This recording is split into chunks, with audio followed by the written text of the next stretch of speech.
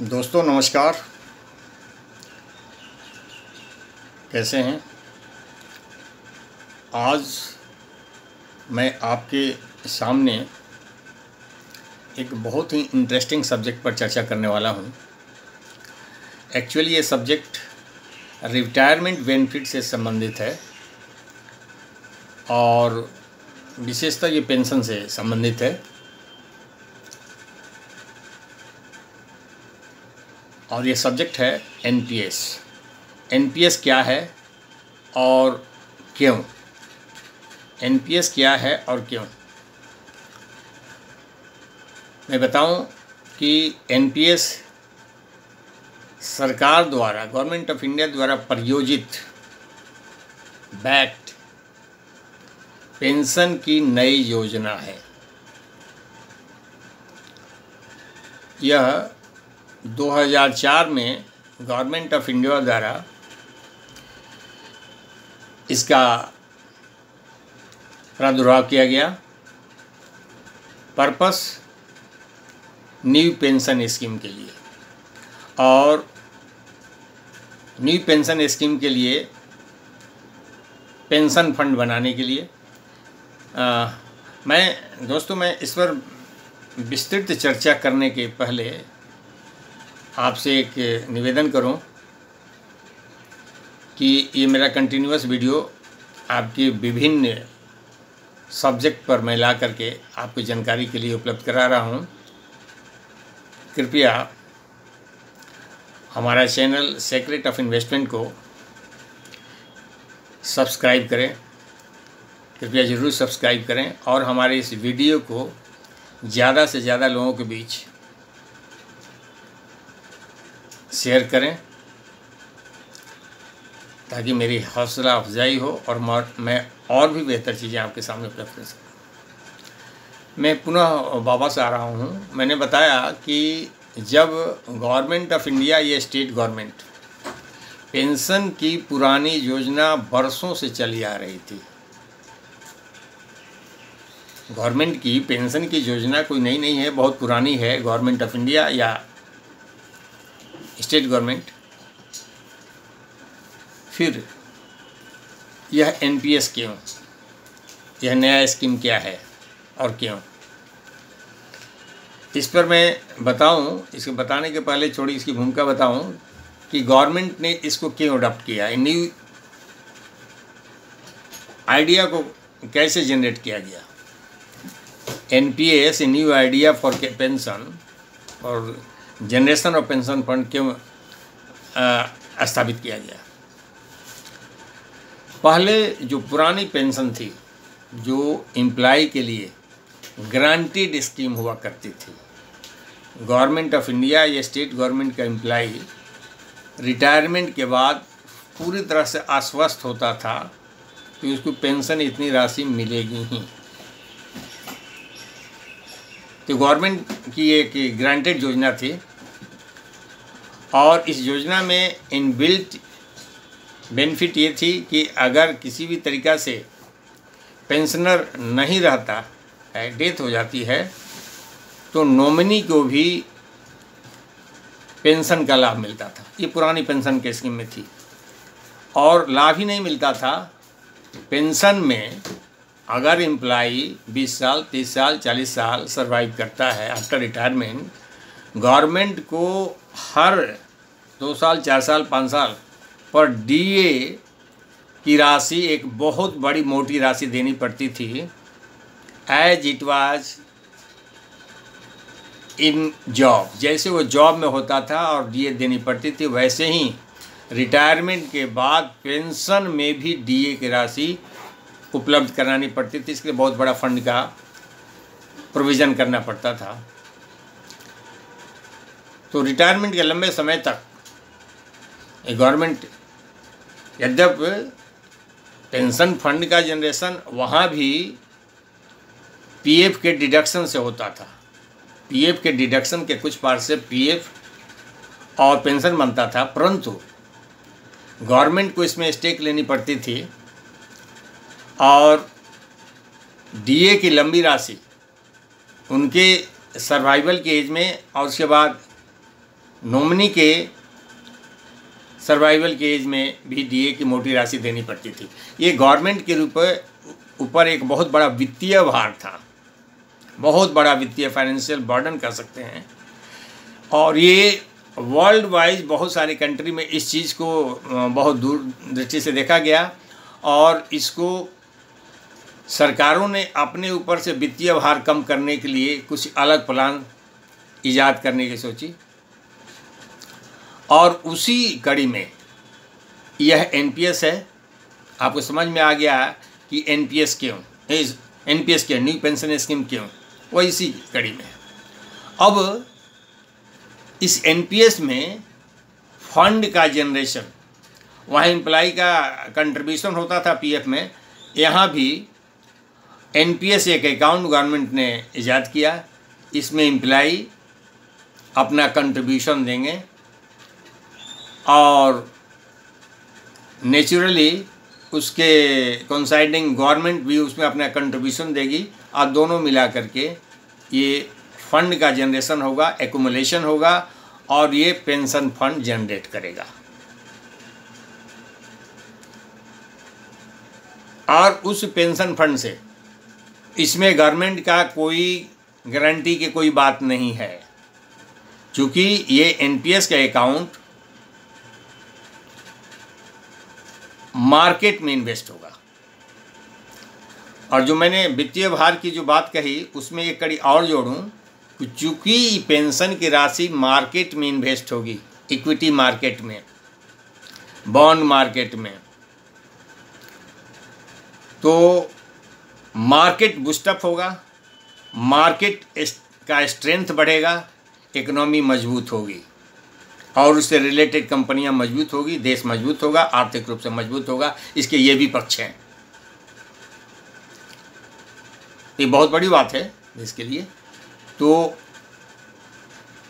Unlimited amount बहुत बड़ी होती है गवर्नमेंट एम्प्लॉय के, स्टेट और सेंट्रल गवर्नमेंट की, इसमें पैसे बहुत होते हैं। वो पैसे अगर मार्केट में इन्वेस्ट हो तो इकोनॉमी को बूस्टअप तो करेंगे। बहुत बुरे स्थिति में भी आज मार्केट की स्थिति बहुत अच्छी है। शेयर मार्केट में पैसे लगते हैं, इक्विटीज़ में पैसे लगते हैं इसमें, तो मार्केट आज बहुत ही बेहतरीन पोजीशन में है, कंपनियां बहुत बेहतरीन पोजीशन में है। और मैं बताऊं कि इस न्यू पेंशन स्कीम एनपीएस में डरने जैसी कोई बात नहीं है। इसमें आपका कंट्रीब्यूशन, उसका नियम है कि 10% of salary of the employ contribution कर सकता है। Salary means basic and DA. फ़र्ज़ करें किसी एम्प्लॉय के बेसिक और डीए मिला करके 50,000 होते हैं,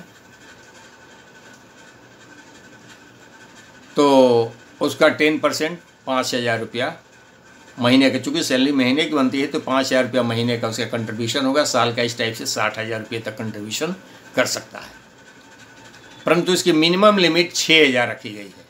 कम से कम सालाना 6,000 तक एनपीएस अकाउंट पे एम्प्लॉय कंट्रीब्यूशन कर सकता है।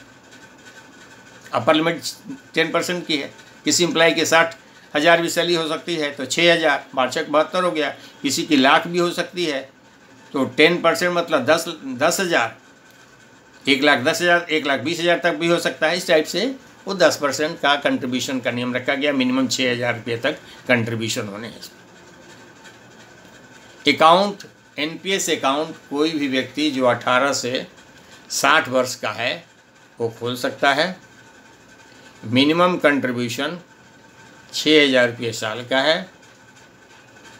नंबर 3, ये कंट्रीब्यूशन अगर इरेगुलर हो जाए, रुक जाए, तो अकाउंट फ्रीज हो जाते हैं।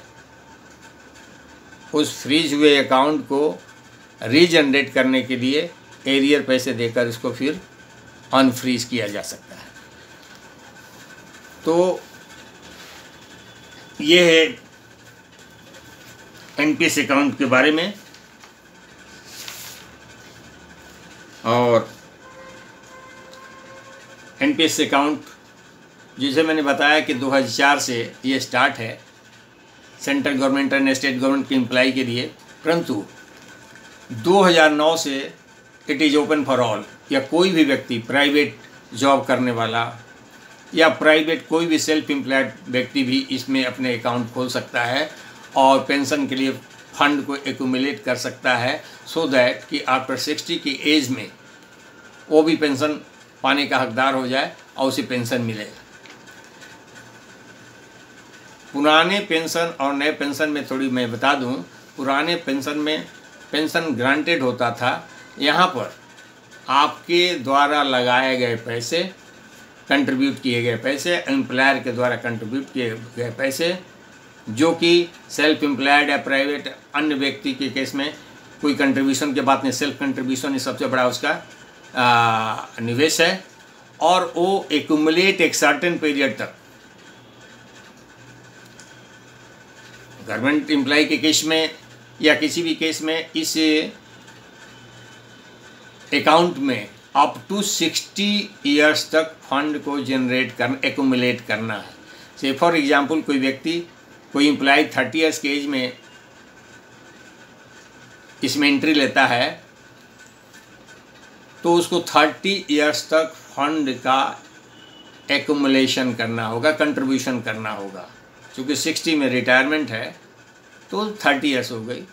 किसी का अगर 35 में हुआ तो 25 हुआ, किसी 25 में हुआ उसको तो 35 हुआ।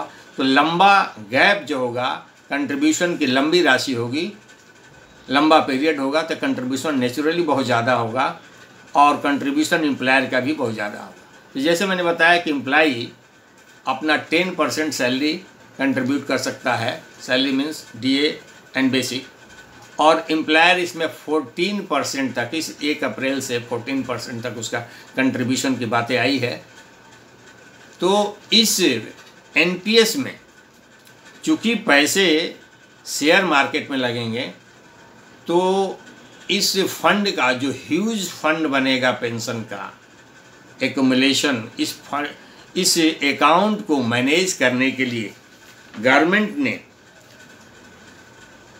PFRDA एक संस्था का इजाद किया है, pension fund and regulatory development authority, जो इस NPS अकाउंट को देखता है और इस फंड का मैनेजमेंट फाइनेंशियल इंस्टीट्यूशन के बड़े बड़े जो इंस्टीट्यूशंस हैं उनके जिम्मे दिया गया है।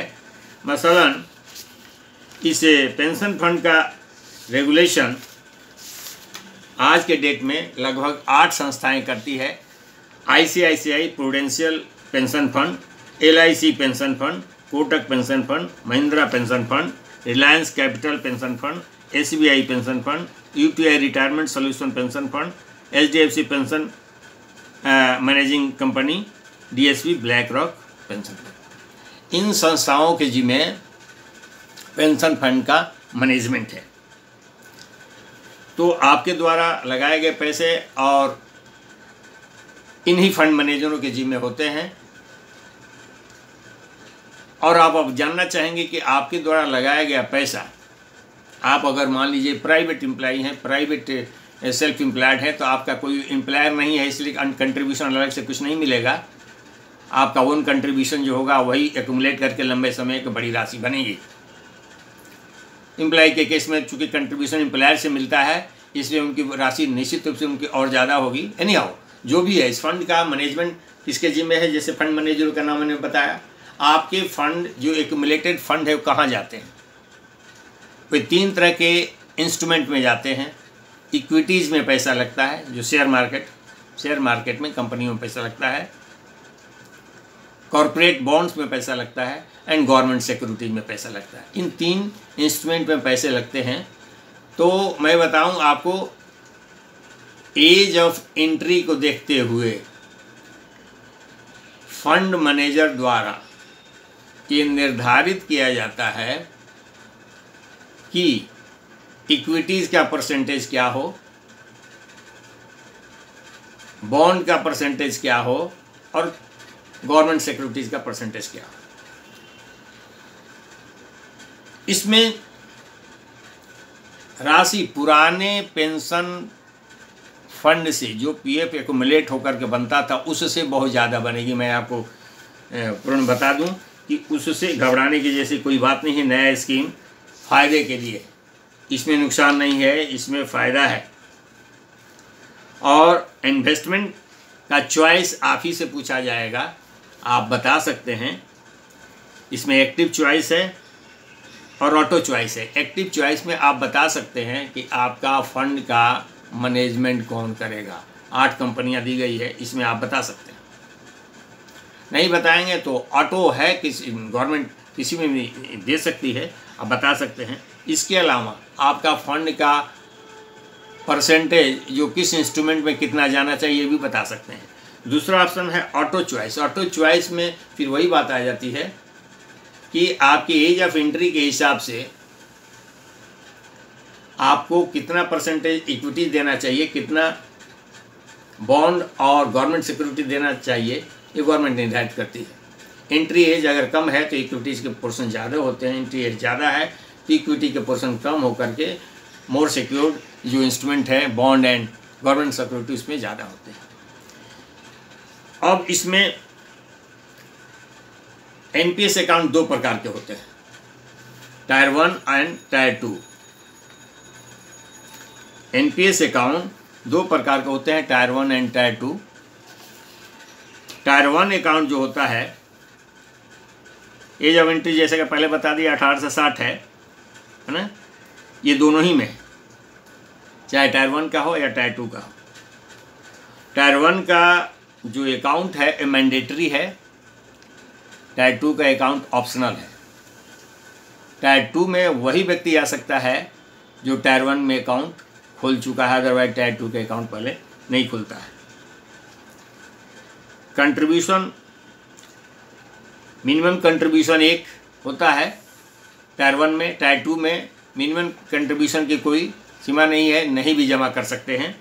और मिनिमम कंट्रीब्यूशन अमाउंट टायर 1 में 6000 होता है, टायर 2 में ऐसी इस टाइप की कोई बंदिश नहीं है।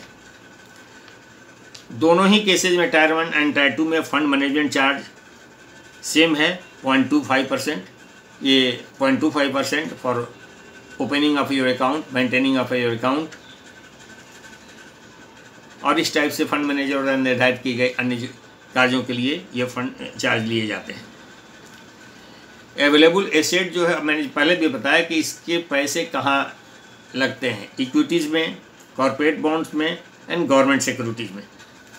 टैक्स बेनिफिट की एक बात करूं तो एनपीएस में कंट्रीब्यूशन की अमाउंट 1,50,000 तक सेक्शन 80C के दायरे में छूट के लिए हकदार है, जो कि टायर 2 में इस टाइप की कोई सुविधा नहीं मिलती है।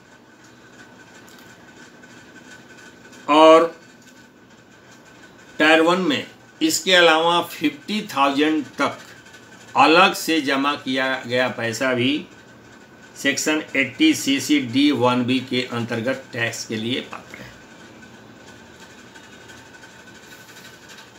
अब टायर 1 में इवन ऑन मैच्योरिटी 40% तक ही पैसा आप जो है 40% तक पैसा जो है वो टैक्स फ्री है।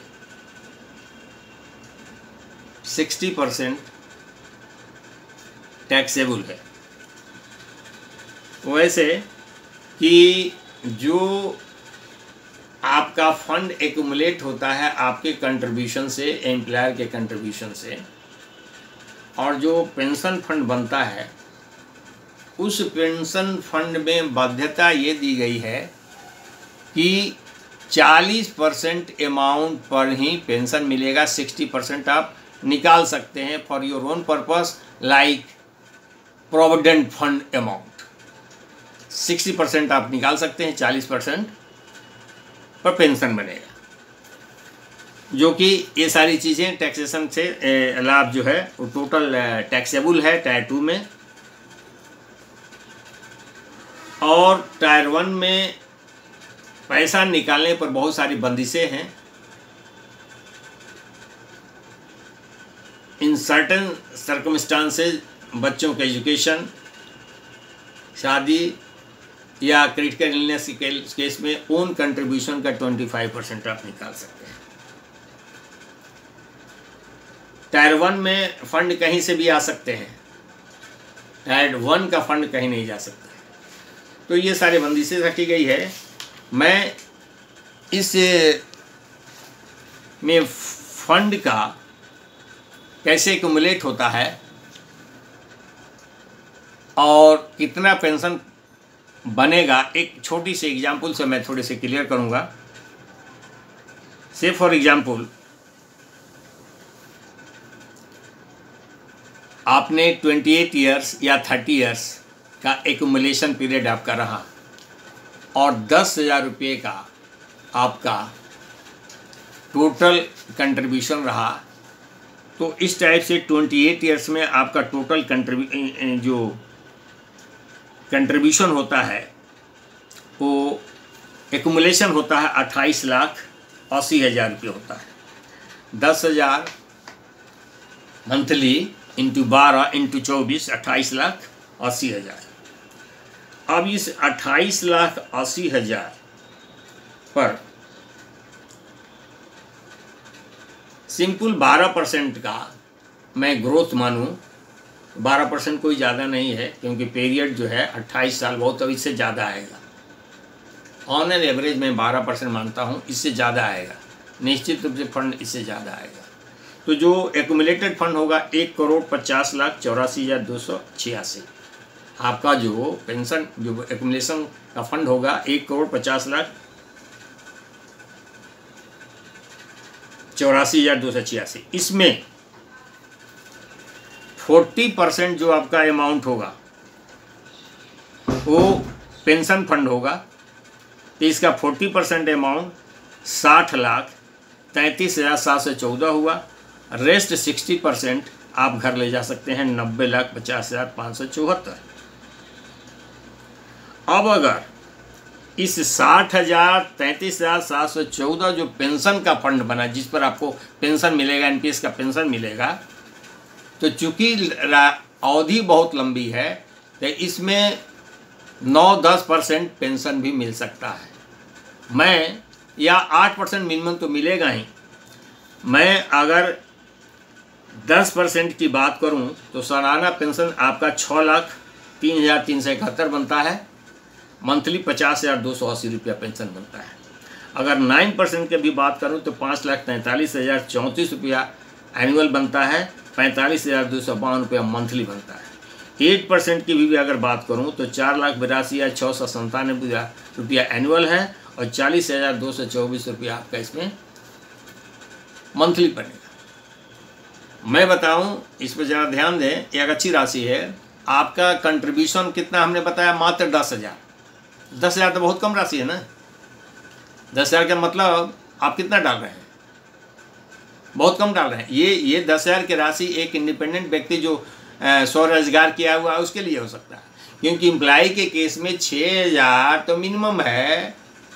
तो 6,000 अगर एम्प्लॉयर डालता तो 12 तो मिनिमम होगा, तो उसका कंट्रीब्यूशन निश्चित रूप से इससे बहुत ज़्यादा होगा।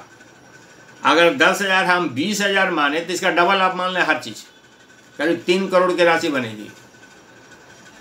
30 हुआ तो 4.5 करोड़ की राशि बनेगी और 40 हुआ तो 6 करोड़ की राशि बनेगी।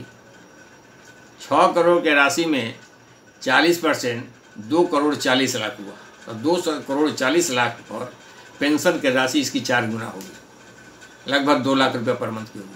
तो ये पेंशन स्कीम जो है, new pension scheme, national pension scheme, it is far better than previous pension scheme. इससे घबराने की जरूरत नहीं है।